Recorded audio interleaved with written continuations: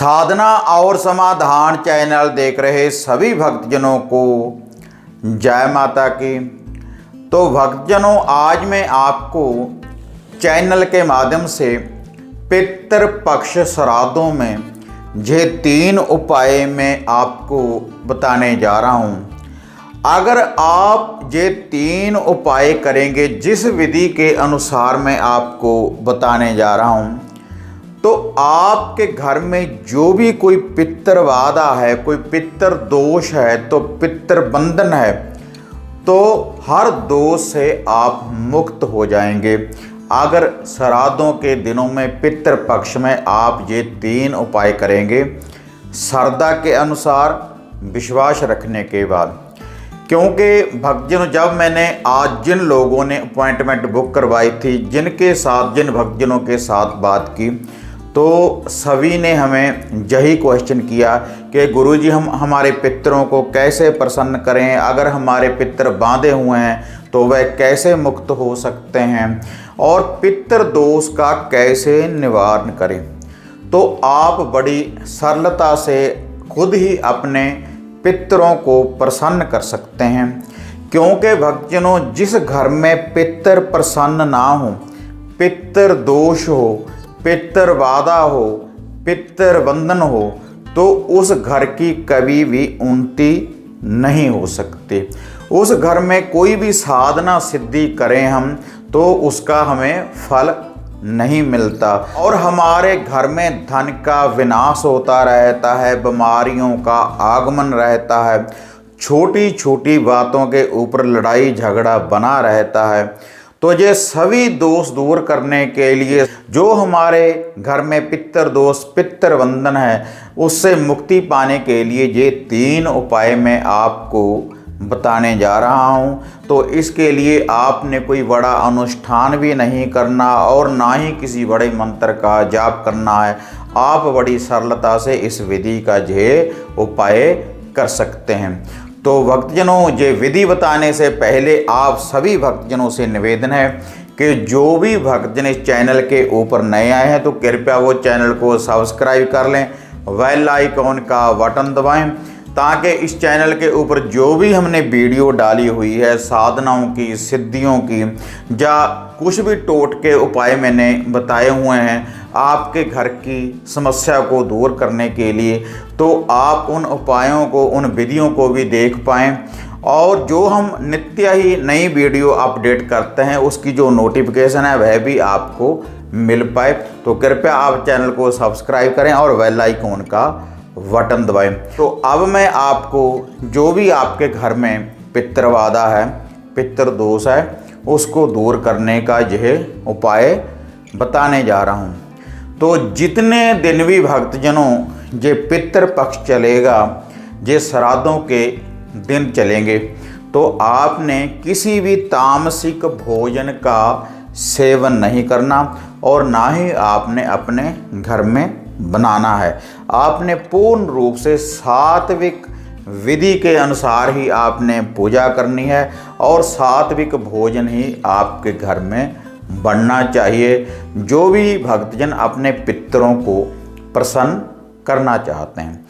तो अब मैं आपको जो पहला उपाय है, सबसे पहली विधि है, वह मैं आपको बताने जा रहा हूँ। जब आप रात्रि को सोने के बाद सुबह जागें, तो आपने नहा धोकर पाक साफ होने के बाद, साफ वस्त्र पहनने के बाद, अपने घर के बने मंदिर में जोत बत्ती करने के बाद भक्तजनों, आपने 1 लोटा जल का भर लेना है, शुद्ध जल का आपने 1 लोटा भर लेना है।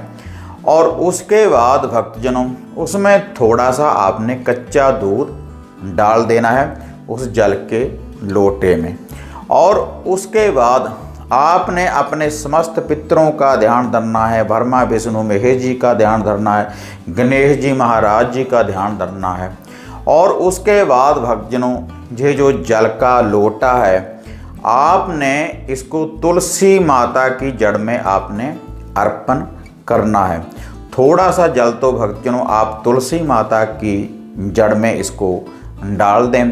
पहले आपने एक परिक्रमा करनी है। ब्रह्मा विष्णु महेश जी का ध्यान धरते हुए, अपने समस्त पितरों का ध्यान धरते हुए, और उसके बाद ओम श्री भगवते वासुदेवाय नमो, ओम श्री भगवते वासुदेवाय नमो 11 बार इस मंत्र का जाप करना है।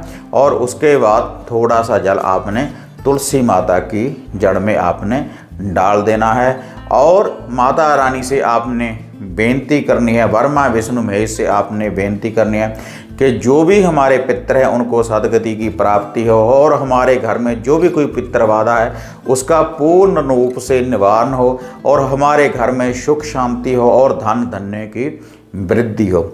और उसके बाद ये जो शेष जल बच जाएगा उस तुलसी की जड़ में डालने के बाद, तो ये जल आपने सूर्य देव को आपने अर्पण कर देना है।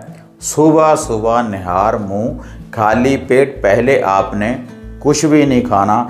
इससे आपके जो भी पितर हैं, जितने भी आपके घर के पितर हैं, वे आपके ऊपर पूर्ण रूप से प्रसन्न होंगे।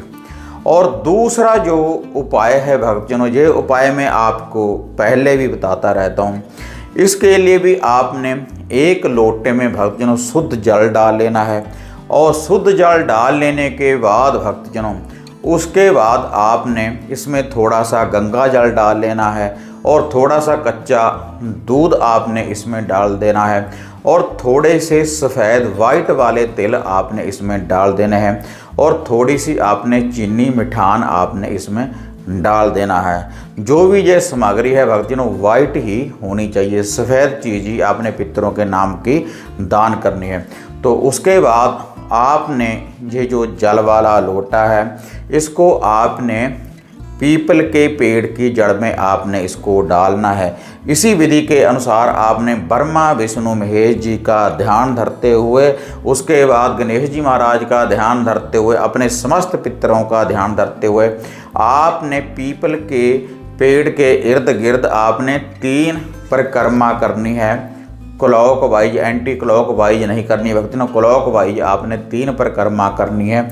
और आपने ये जो जल है अपने समस्त पितरों का नाम लेकर आपने इस पीपल के पेड़ की जड़ में इसको डाल देना है, और ओम श्री भगवते वासुदेवाय नमो का आपने जाप करना है 11 बार। अब भक्तजनों में आपको आपके पितरों को प्रसन्न करने के लिए जो आपने तीसरा उपाय करना है वह अब मैं आपको वह बताने जा रहा हूँ। तो यह जो उपाय है भक्तजनों, जो भी आप सुबह खाने के लिए भोजन तैयार करेंगे अपने घर के चूल्हे के ऊपर, तो जो भी वह भोजन होगा उसकी जो सामग्री है, सारी सामग्री आपने थोड़ी थोड़ी अपने समस्त पितरों के नाम की निकाल देनी है। और समस्त पितरों का ध्यान धरते हुए आपने जो आपने पितरों के नाम का ये भोजन निकाला है इसके ऊपर फिर से आपने 11 बार जाप करना है, ओम श्री भगवते वासुदेवाय नमो। और उसके बाद ये जो भोजन है आपने अपने समस्त पितरों का नाम लेकर गौ माता को आपने खिला देना है यह जो भोजन है।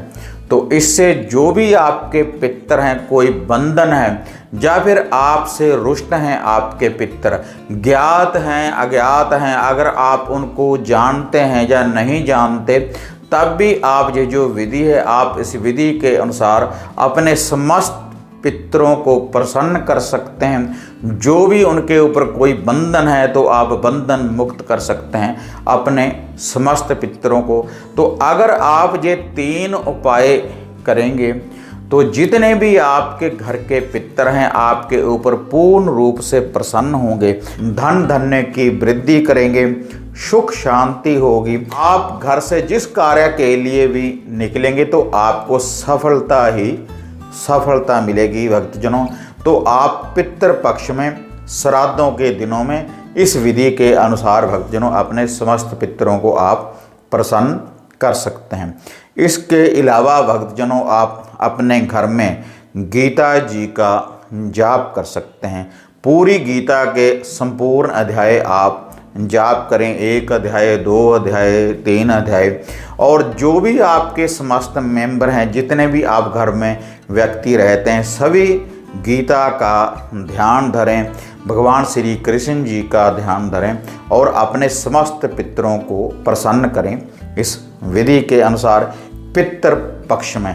तो इस विधि के अनुसार आप पितृ दोष से मुक्ति पा सकते हैं। तो भक्तजनों, अगर आपको ये वीडियो ये विधि बढ़िया लगी तो इसको ज़्यादा से ज़्यादा लाइक और शेयर करें।